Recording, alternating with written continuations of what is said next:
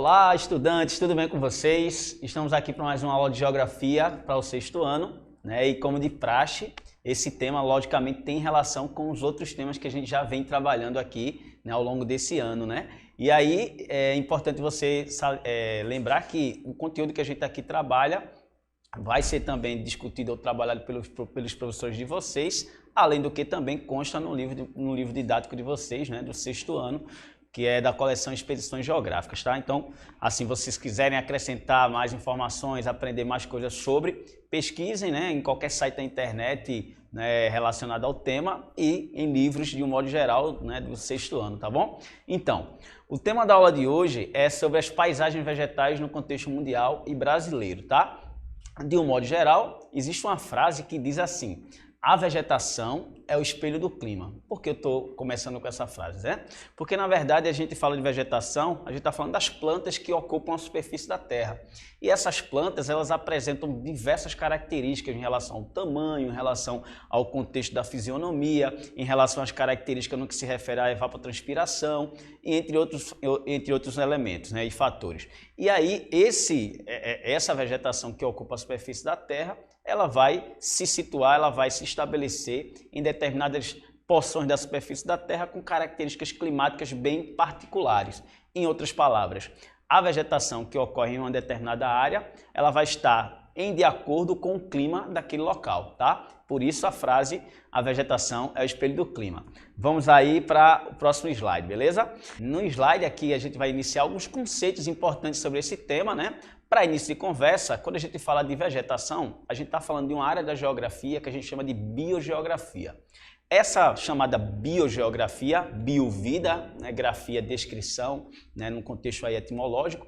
Então a biogeografia ela vai ser dividida em duas partes, né, ou dois sub-ramos. A gente tem a fitogeografia, que trabalha especificamente com plantas, e a zoogeografia, que trabalha com os animais, né? E o nosso foco no caso aqui seria a vegetação, então no caso a fitogeografia, beleza? De um modo geral, a vegetação que ocorre na superfície da Terra, ela vai estar de acordo com os aspectos da natureza, né? Tal como o relevo, o clima, o solo e a própria declividade e também relacionado ao contexto da latitude, tá? Todos esses fatores geográficos, eles vão interferir diretamente nas características que um determinado grupo de plantas vai apresentar, tá? Então, no caso, por exemplo, quando a gente vê aqui, né, esse quadro, esse mosaico com várias fotos, a gente vai ver várias espécies de plantas, né? E essas espécies, logicamente, elas apresentam várias características e vão estar situadas, né? Ou vão ocorrer em determinadas porções da superfície que apresentam características bem particulares, como a gente vai ver ao longo da aula, tá bom? O principal objetivo aqui nosso é, primeiro, né, entender um pouco sobre esse contexto da vegetação, o que é que ela é, para que serve, qual a importância, e também entender quais são os principais tipos de vegetação que ocorrem na superfície da Terra e também no contexto brasileiro, beleza? Então, dando sequência, a gente vai aqui ver um mapa de distribuição dos principais tipos de vegetação do mundo, e aí a gente vai entender primeiro a relação, né, desses grupos vegetais, ou seja, dessa vegetação com o homem, né, ou a sociedade.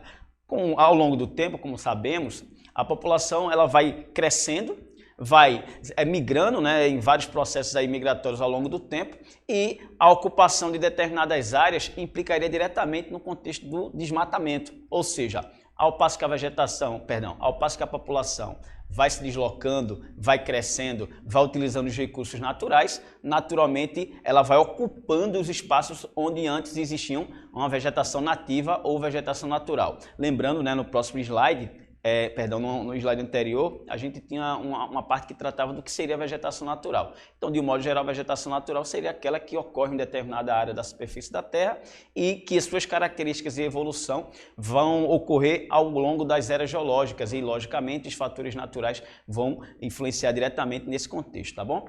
Então, em relação a esse mapa, a gente vai ver aqui, por exemplo, ó, as áreas que estão aí circuladas por mim, né, algumas delas, lógico, não são todas, seriam as áreas que já sofreram um grande impacto da ação humana e, por consequência, desculpem, a gente vai ter aí a vegetação praticamente natural sendo exterminada. Com a vegetação, naturalmente, você tem a extinção de espécies de animais diversos, né? E ao longo do contexto aqui, a gente vai ver que, por exemplo, no Brasil, os grupos vegetais mais importantes, como a floresta amazônica, a Mata Atlântica e o próprio Pantanal, eles vêm sofrendo impactos ambientais ao longo do tempo, e esses impactos vão, logicamente, implicar em extinção de grande variedade de espécies de animais e plantas, logicamente, já que o contexto do desmatamento também vai gerar isso, né? Então, você vê aqui, nesse mapa, as áreas de cultivo, né, seriam as áreas que estão com a cor mais rosa. Então a gente tem aqui na América do Norte, no Brasil, né, no caso da América do Sul, Ásia e Europa, África, né, ou seja, Oceania. Então todas as regiões da Terra, de um modo geral, você vai encontrar a ação antrópica, ou seja, a ação humana, né, agindo sobre o espaço e naturalmente modificando esse espaço. Nesse caso aqui, quando a gente fala em vegetação natural, então seria um espaço natural que ao longo do tempo foi sendo apropriado pelas sociedades e essa vegetação natural foi sendo retirada, né, ao longo do tempo, tá bom? E isso implicaria em várias consequências, sejam elas de ordem natural, né, uma vez que você tem extinção de espécies, como eu já falei. Também a gente vai ter um contexto climático que vai ser alterado por conta desse intenso desmatamento que vem acontecendo nos últimos anos e principalmente após a Revolução Industrial, já que a necessidade por mais matérias-primas, né, e recursos minerais fez com que houvesse uma maior expansão das atividades econômicas de um modo geral pelo mundo, e isso fez com que a vegetação também sofresse esse impacto, tá? Bem, a gente aqui vai ver agora a relação do que a gente chama vegetação, né, que é esse elemento da natureza que vai acontecer sobre a superfície da Terra, e a relação com outros fatores geográficos. O primeiro deles aqui seria o clima, né? Na primeira frase que eu mencionei, que a vegetação é espelho do clima, esse espelho, na verdade, seria em decorrência de alguns aspectos que a gente aqui vai ver, tá bom? Primeiro de tudo, a gente sabe o seguinte, que em se tratando de distribuição da vegetação na superfície da Terra, existe mais ou menos um padrão, né, que vai se dar da linha do Equador em direção ao Polo Norte e ao Polo Sul. Isso porque, veja só, a gente sabe que a região próxima ao Equador é a que recebe maior insolação, né, maior incidência de raios solares, e isso faz com que a temperatura aumente. Por outro lado também, essa região, né, tanto por conta das massas líquidas e também dos grupos de vegetação que aqui ocorrem, como a própria floresta amazônica que vai estar nessa região aqui, elas vão liberar uma grande quantidade de umidade para a atmosfera. Então, juntando vários fatores, tanto a questão da posição geográfica, né, em termos latitudinais, como os grupos de vegetação que ocorrem em determinadas áreas e, logicamente, a circulação atmosférica geral, né, faz com que essa região ela apresente uma temperatura maior e da mesma forma também vai apresentar umidade relativa do ar também maior.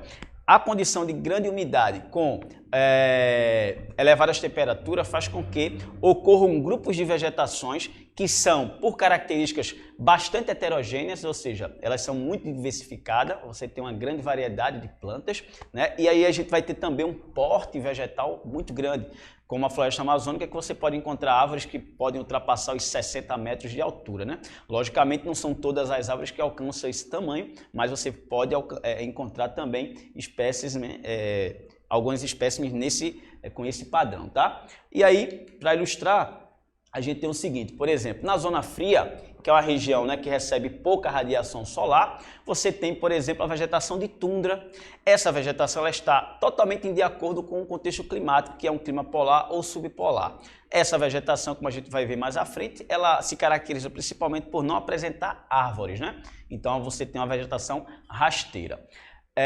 A zona temperada, você vai ter aí basicamente uma condição climática, né? Um pouco mais de temperatura e também mais umidade, e isso faz com que se desenvolvam sobretudo vegetações do tipo de floresta temperada, embora ocorram outras também nesse contexto climático, tá? A floresta temperada ela vai ocorrer na Europa, na América do Norte, na América do Sul, na Ásia, na Oceania também, e uma das principais características desse grupo de vegetação seria o fato dele estar condicionado às 4 estações do ano bem definidas, e isso faz com que, por exemplo, ocorra um pequeno número de espécies, se a gente comparar, por exemplo, com a Mata Atlântica aqui no caso do Brasil, que é, né, do domínio das florestas tropicais.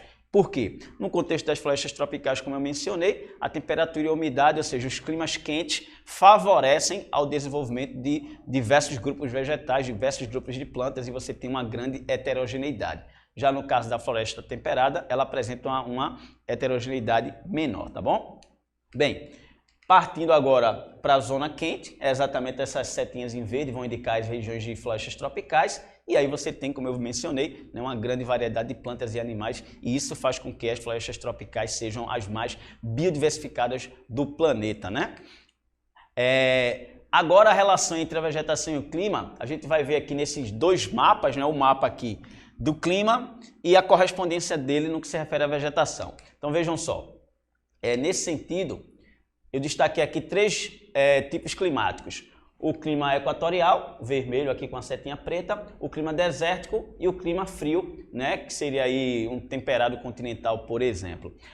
Nesse contexto, quais são os tipos de vegetações que vão ocorrer ou que vão estar adaptadas a essas condições? Então a gente tem aqui a floresta equatorial, no caso a floresta amazônica, aqui a gente tem a vegetação desértica, né, na região do Saara, e aqui a conífera, que ou floresta boreal, que é o tipo de vegetação que vai se adequar a esse contexto climático, né, como a gente está aí mostrando, né, destacado, tá? Então, ou seja, aquela frase de novo se repete, né, o clima é um reflexo ou espelho, né? Perdão, a vegetação é o espelho do clima ou reflexo do clima. A gente vê aqui exatamente mostrando mais ou menos a posição de cada tipo climático que eu destaquei e os tipos de vegetações correspondentes. Vejam que a seta praticamente, né, estão sobre a mesma área do planeta, tá bom? Um outro elemento, outro fator que vai interferir diretamente nas características da vegetação seria a altitude. De um modo geral, você tem o seguinte: ao passo que a altitude aumenta, né, ou seja, um relevo mais elevado, você tem a vegetação apresentando um tamanho e uma variedade menor, ou seja, o porte da planta vai diminuindo com a altitude e a variedade também. Então, de um modo geral, quando você vai para uma região mais elevada, com altitudes acima de 1.200 metros, por exemplo, a tendência é que você vai encontrar uma vegetação rasteira, né? A gente não vai encontrar grandes árvores em altitudes tão elevadas como essa, tá? E no contexto aqui a gente pode, né, apresentar aqui algumas fotos. A gente tem aqui fotos do Pico do Marins, que fica em São Paulo, no estado de São Paulo. É uma das áreas mais elevadas do nosso território brasileiro, né?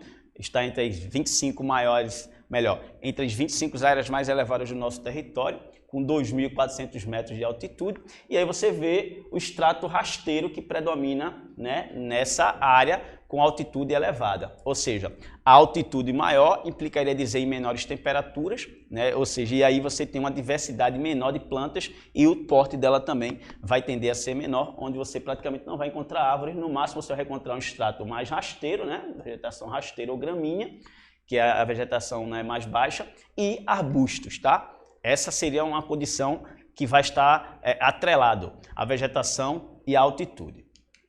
O outro fator seria a latitude, né? De um modo geral, como eu falei, a gente tem essa região, por exemplo, a região tropical, que é mais quente, e aí os domínios vegetais que vão estar nesse contexto vão ser basicamente de florestas, savanas, né? E são vegetações com uma biodiversidade, ou seja, com uma variedade muito grande, diferentemente, como eu já mencionei, a floresta temperada, que apresenta uma biodiversidade menor, tá bom?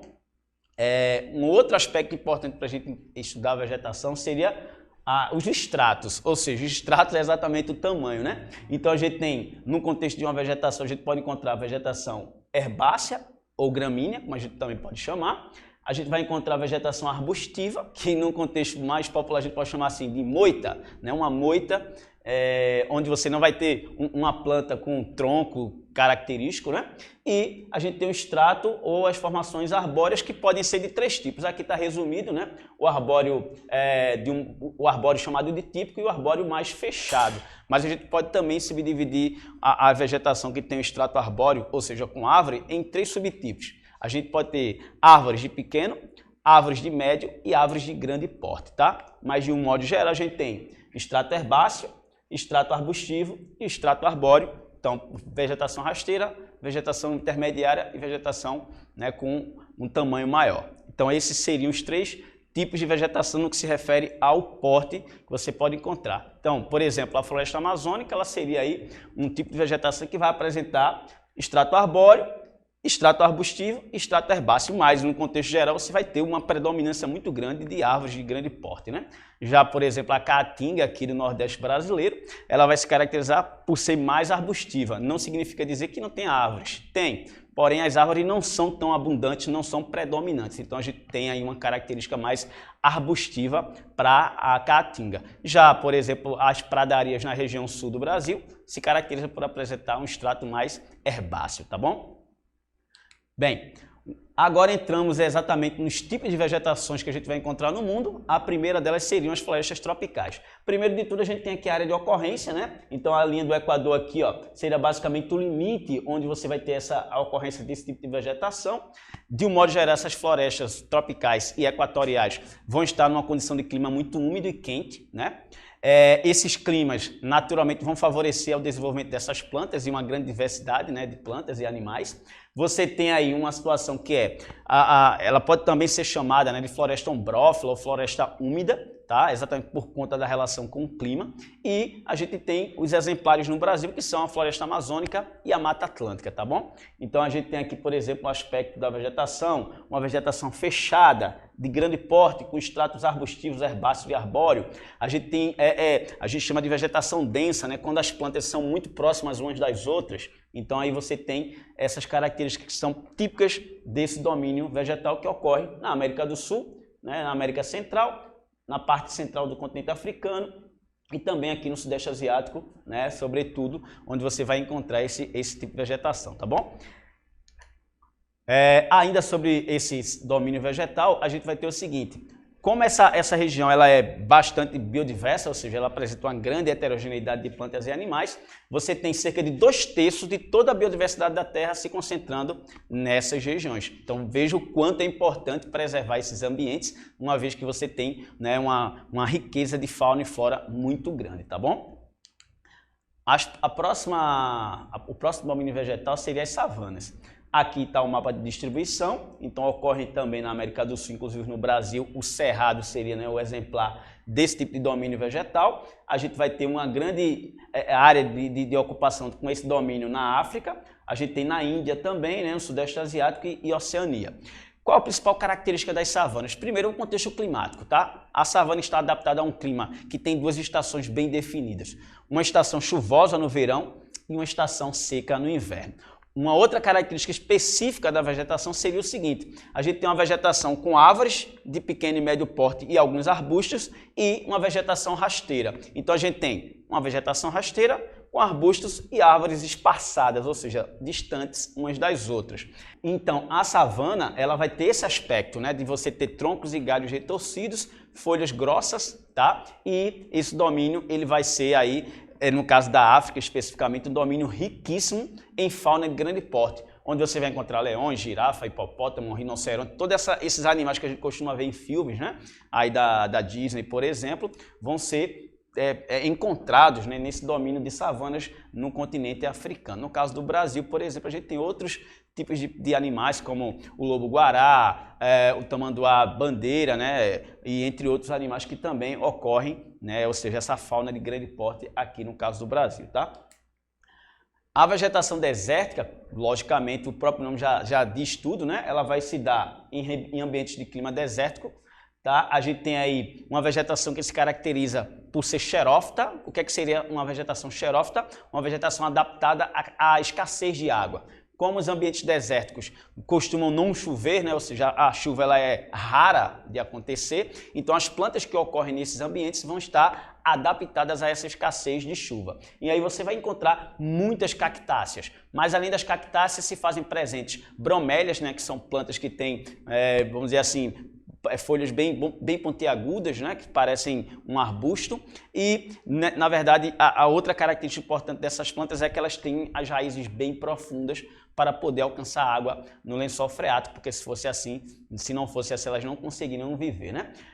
Também é importante mencionar que o fato de muitas dessas plantas não terem folhas é um processo adaptativo para evitar a perda de água, que já é muito pouca nesses ambientes, tá certo? Então, partindo agora para a vegetação campestre. O que seria uma vegetação campestre? Vegetação rasteira, de campo, né? E aí a gente tem dois grupos de vegetações que se encaixam nesse contexto.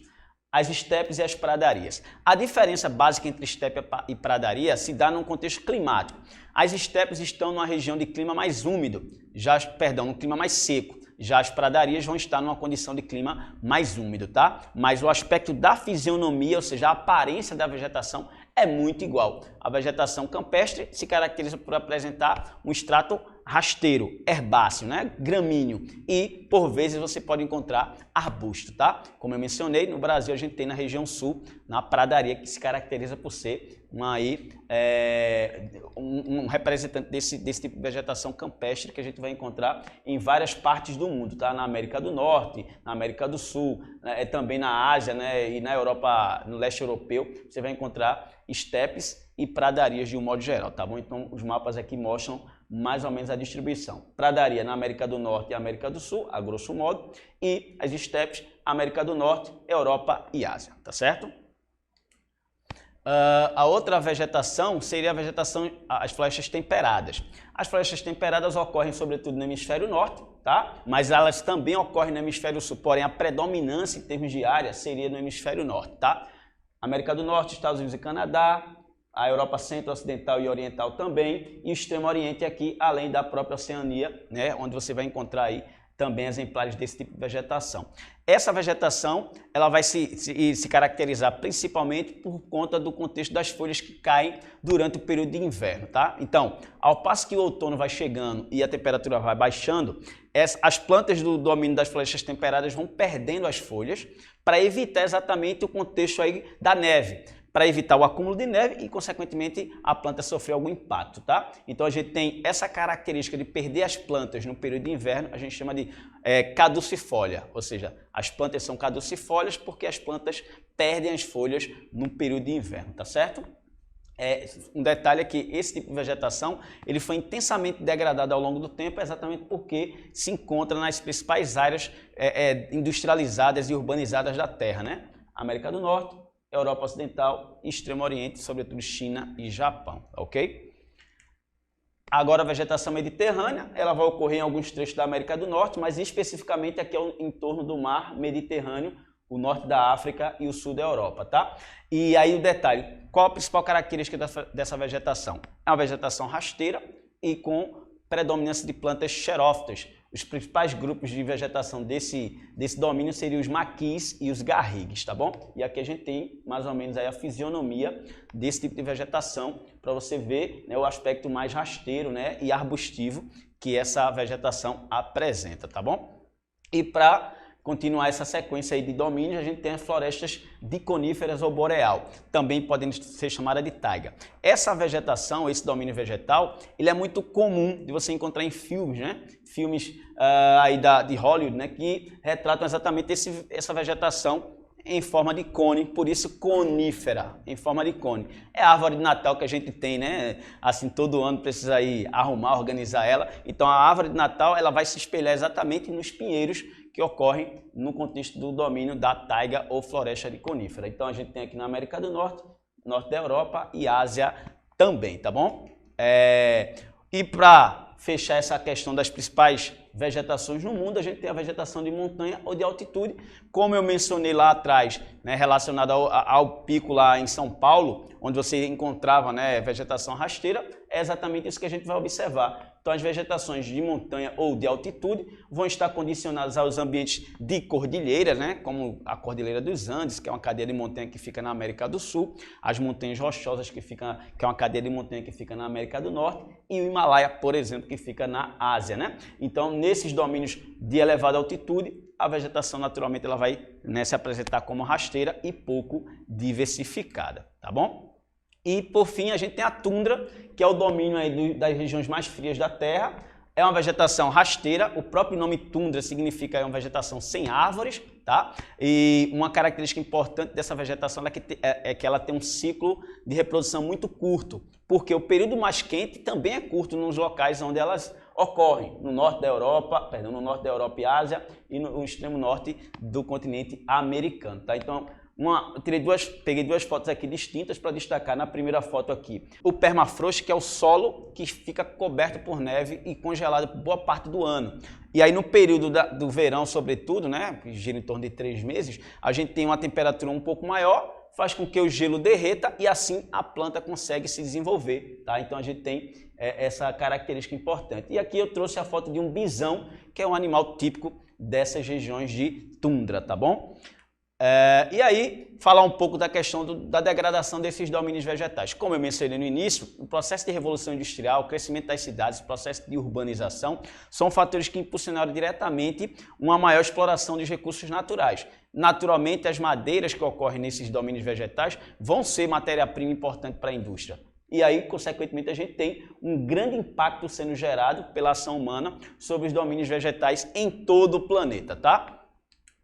Nesse sentido, a gente tem aqui, por exemplo, dados de queimadas em algumas áreas do mundo, e aqui eu destaquei, né, áreas com maior número de focos de queimadas na América do Sul, né? Perceba que a área com uma cor mais vermelha e laranja seriam áreas com focos de queimada, numa quantidade de focos de queimada maior. Então eu destaquei aqui na América do Sul, na América Central, no continente africano e na Austrália.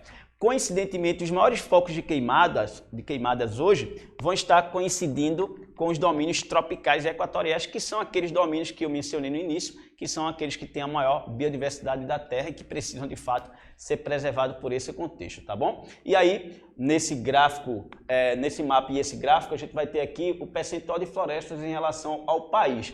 Então, naturalmente, o Brasil tem um percentual de floresta ainda bem grande em comparação a outras partes do mundo. Porém, o desflorestamento no Brasil também é muito intenso, tá? Então a gente tem um desequilíbrio nesse sentido. Nos últimos 2 anos aí, 2019, 2020 e 2021, a gente teve um intenso processo de desmatamento ocorrendo na Amazônia e também em outros domínios, como no Pantanal, né, onde você teve aí diversos noticiários mostrando as queimadas que atingiram essas áreas. Logicamente, no caso do Pantanal, você tem queimadas naturais ocorrendo. Porém, na Amazônia, sobretudo, não, tá? O processo de queimada lá acontece, sobretudo, por conta da expansão da fronteira agrícola, o garimpo e também a exploração ilegal de madeira que ocorre de forma intensa na região, tá? E aqui, pegando especificamente o Brasil, veja esse mapa, tá? Que é de 2019. Cada pontinho vermelho desse que você vê aqui seria um foco de queimada. Então veja a quantidade de focos de queimada que a gente tem nesse contexto. E detalhe é que esses focos de queimada eles seguem um padrão, basicamente as rodovias e os rios, que são exatamente as portas de entrada para a região, tá bom? Bem, pessoal, a aula foi longa, né? A gente viu muita coisa aí sobre os domínios vegetais do território brasileiro. Espero que vocês tenham curtido, aprendido mais sobre esse assunto e, logicamente, busquem mais informações sobre para discutir com os seus professores e com as pessoas da sua casa, tá bom? A gente se vê na próxima aula. Conto com vocês, tá bom? Vamos nessa!